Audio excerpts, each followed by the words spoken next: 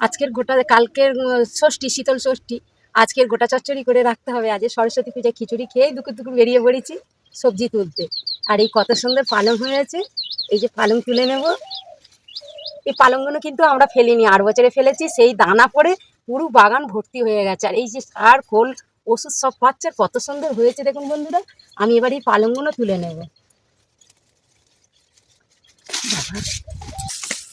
পুরো ভর্তি হয়ে গেছে।